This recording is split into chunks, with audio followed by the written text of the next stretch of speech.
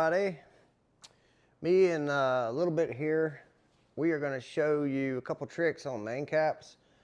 And I picked this up from working with David Penix on doing some, like I said, NASCAR research.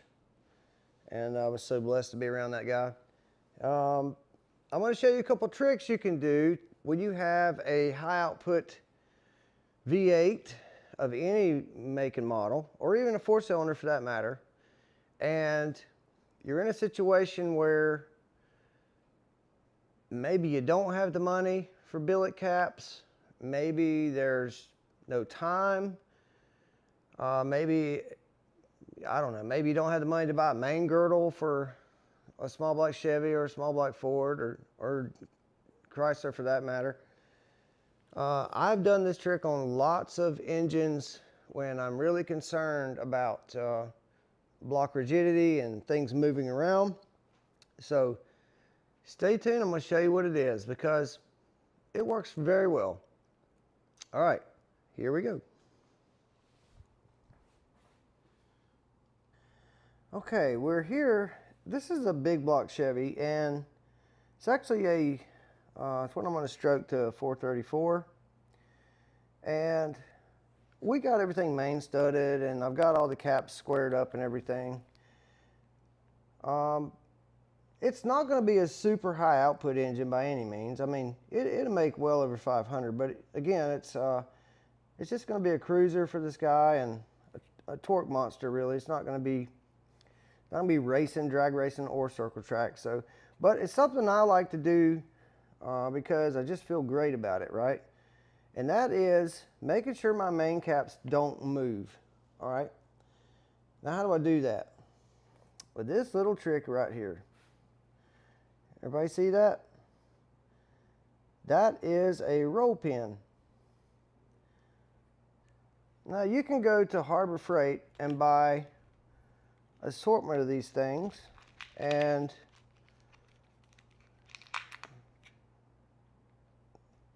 it's really all you need. What this does is what this does is lock your cap in. I put it in a 45-degree angle. Okay, the cap is on, it's torqued down. I've made sure my caps are square, the bearings are in, I even got a crank in there, and what we do is we drill it so that the pin is it's locked in at the bottom of the main cap, and it's locked in the block. And it will prevent your cap from doing this nasty motion like this. And yeah, it's a really cool trick, and it's super easy to do. So I'm going to show you how it's done. Hang on. Okay, so I've got the camera is right in my way, but I'm going to try and have the camera there so that you can see what I'm doing, how this is done. I'm starting with a center drill, and I'm starting with a very high quality, high-speed drill bit. Do not take a chance on buying garbage drill bits, okay? Garbage, I mean, something that says titanium coated and it's $20, that's I'm talking about the whole set, it's $20. Don't get those, okay? Get a high-speed set of drill bit, high-speed steel drill bits. They are really worth the money, okay? Or carbide, either way. And a good center drill, okay? So let me reposition this camera because it is right in my way. Hang on one second here. All right, I think I can do it right here with you guys so y'all can see. All right, now I am going to do this free-handed. You can put this in the milling machine to do it. You know, however you choose to do it. Like I said, I got lots of practice at this. So if you don't feel comfortable doing it free-handed, don't. That's all I can tell you. So here we go. We're going to get this started, and I've already marked where I want to drill it.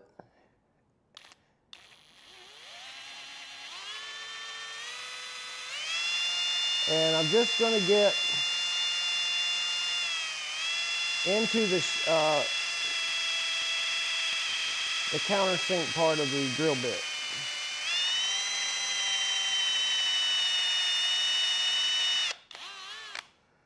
All right. Let's vacuum that out real fast.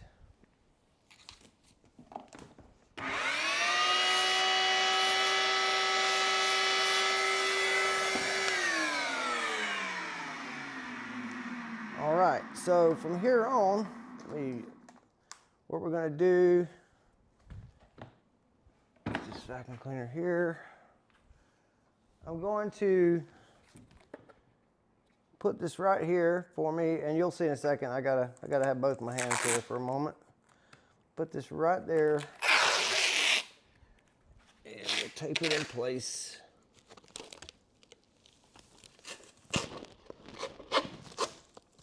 And what I'm doing is there we go. All right, it just keeps everything a little cleaner. What I'm gonna do is, you'll see here, I've got a shop vac hooked up right there, and it just keeps the shavings from flying all over the place. Yes, obviously we're gonna clean the block again, but you know, the less mess, the better. Now I'm gonna chuck this drill bit up, and one little trick you can do, make sure you can see this, is you can put tape on your drill bit where you want to stop at. All right, so I'm going to show you that right here in a second. Okay, so as you can see, I've got a tape mark there, and when I get to the tape, I'm going to stop drilling. Okay, so here we go. Excuse the noise.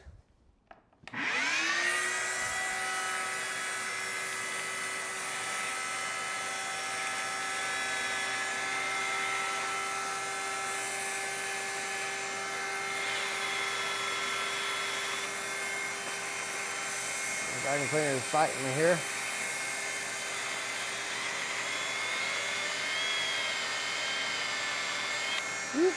Come here, engine.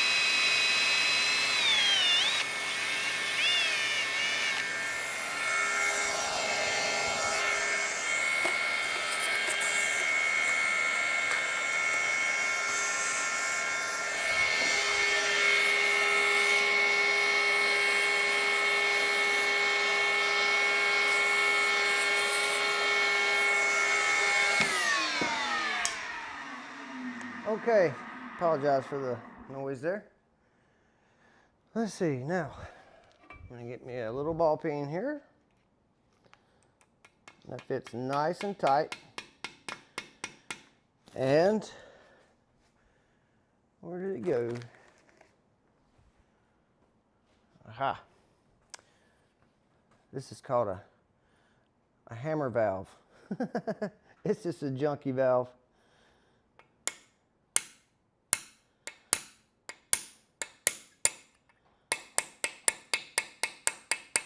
You can hear it bottomed out. Looks exactly like the other one. Wouldn't expect anything less. 1, 2, and it does a really nice job. 1 second, I'll pull these off and show you what that looks like. Okay, this is your end result. And it locks the cap in like so, and prevents it from doing this number while you're after. Let me just back up on this. There we go. Prevents it from doing this number when you have a lot of horsepower or on and off the throttle real hard. It just locks it in really, really nice. It's a really nice job. And Yep, do both sides. You can do this first. Check your line hone or perform a line hone, and you'll have a really nice job. Like I said, next to tool steel caps and super tight block registers, this is really the best thing to do. I have in the past gone in here and swedged this area to squeeze tighter on the cap. But if you're not careful, you can move the cap over, and you don't want to do that. So I found that to be one of the best. Now, one of the things I will say is when you're doing engine work, don't do this right here. This engine is, it's an old engine, so see this where it's stamped right there don't do that. Now you say, well, why not? Because this cap is made out of cast iron. And you go hitting it with a number like that, you can absolutely crack this thing. I do not do it. I take electric pencils and I write on them. If you crack this main cap, you now have to completely redo the entire block. It's just a lot of work to fix the mains on it if you break a cap. So I don't recommend people hitting caps with punches. I just don't. Either file you a mark in it, like if this is 4, you can put 4 marks in it, or just get an electric pencil, number 4, done. Yeah, just don't go beating on them. That's just my opinion, and I don't do it. Okay, let's move on to the next thing. All right, guys, the next thing is bearing and cap prep. Just excuse the mess, man. It's just a lot going on. I'm super busy, and just is what it is. Now, here's what I'm talking about. Anytime you're going to assemble an engine, you need to check for things like this right here. All right. Right here, I'm sliding this machinist ruler over this edge, and it stops right there. I don't know if you can hear that or not. Can you hear that? That is a lip created by the manufacturing process. And that lip right there, when you install your bearing, will push in. It will push that bearing inward towards the crank because you've got this nasty lip on the back. Take the time to get a tiny file, whether it's a fingernail file or a stone or anything like that, and let's break this edge. This edge is not there on purpose. It does not need to be there. We need the cap to hold a perfectly round shape, as round as we can get it anyways. All right, now let's try this again.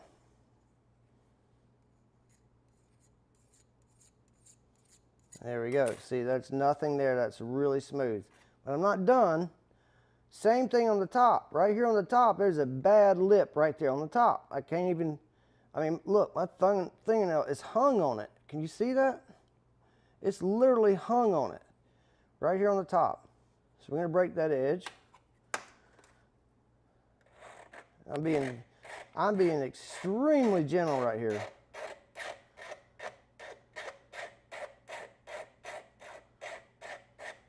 I ain't putting any pressure. I'm just letting the file go across it.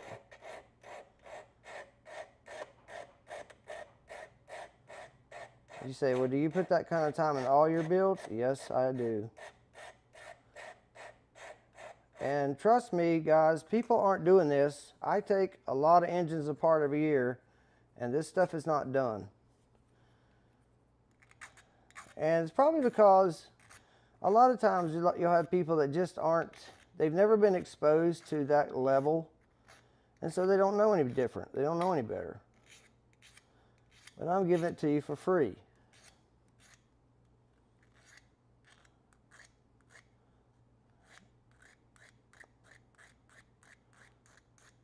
I'm going to try and roll that edge just a hair.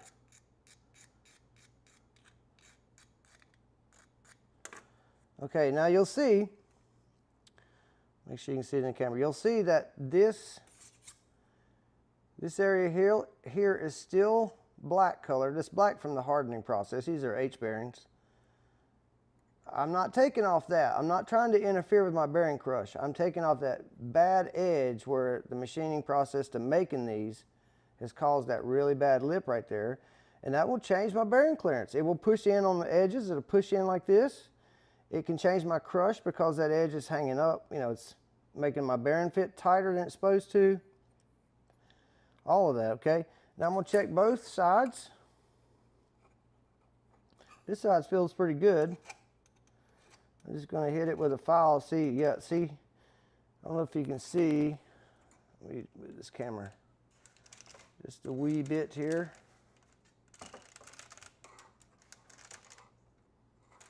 Just a wee bit, laddie. There we go. Okay. I'm just barely touching this to see if I see any lip forming, and I don't. That is super slick right there, so that's good. We'll go on the top here. I'm not messing with the little bearing tang, the lock part. I'm going to start rolling this, and that feels very nice. Now you can see here on the inside, wow, it's really hard looking through the camera. You can see the edge that's broken there by the factory. That's a good thing. It's what you want. Feel around here. Feel around here. Okay. All that feels pretty good. That feels pretty good. Okay. That's one bearing done. All right. Now, there's a lot more bearings to do, right? Let's look at our cap. Same thing here. You can develop a lip, especially if it's been line honed. And you're just going to break this edge. You don't want anything pushing in on that bearing. Make sure you can see this. What you'll wind up with is a crank that spins like gravy. And you'll have no breaking material in the oil. That's what you're going to wind up with if you do all these things correctly.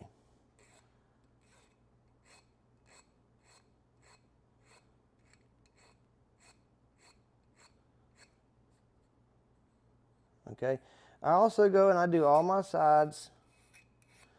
I mean, I really put a radius on them. I'm not going to do that for this engine, but for my really high-end stuff, I radius that thing pretty good. Let's see. Now look, a lot of people will take things that I say or someone else says and don't really understand why and what they're doing. And they're just going to go off and tell somebody, hey, you need to cut this edge back about 100 thousandths. Don't do that. Okay? If you don't know, you know, if you're not comfortable with this, watch this video multiple times because you can see what I'm doing. And you can see the edge too. You can see it right there. See that? It's just a nice edge. It's a nice broken edge there. Just something that won't poke on the bearing. Now, I'm not going to take the time in this video, but again, on some of the higher end stuff, I literally roll this edge. This entire edge is radiused.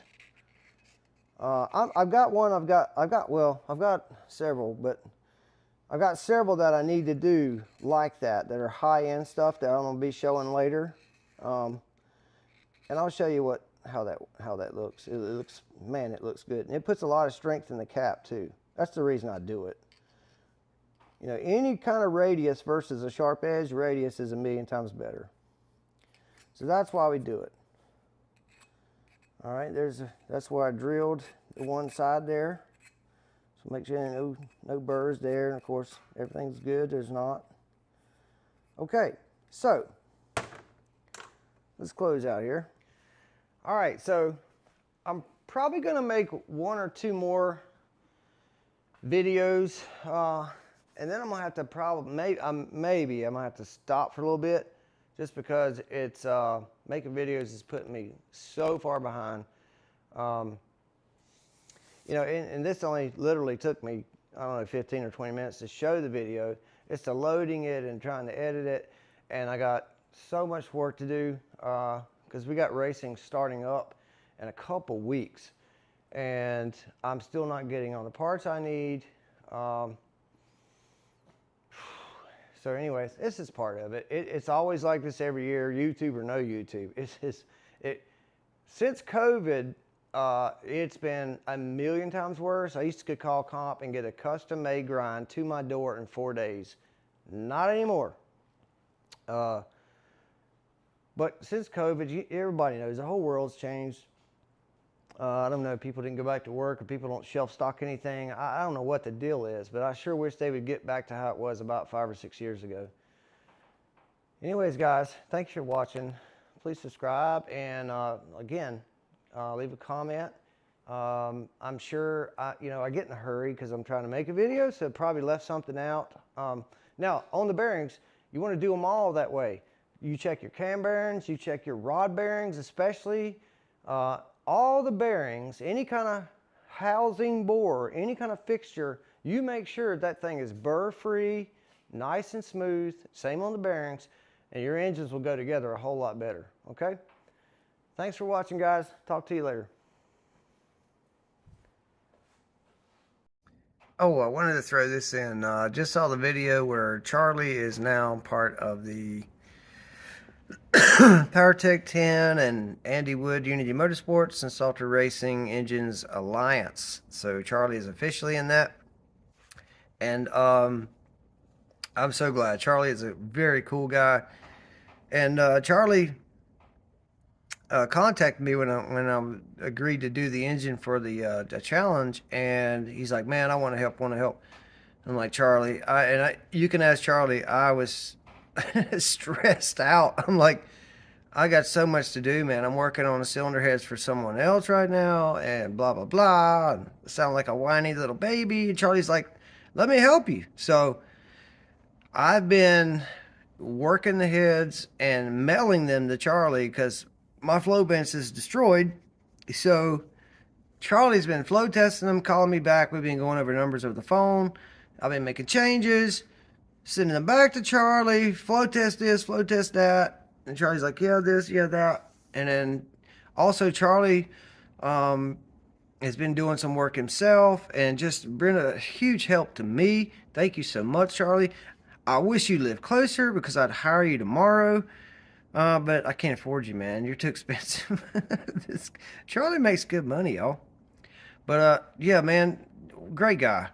Great guy. And thanks for helping me, Charlie. It'd be worth it.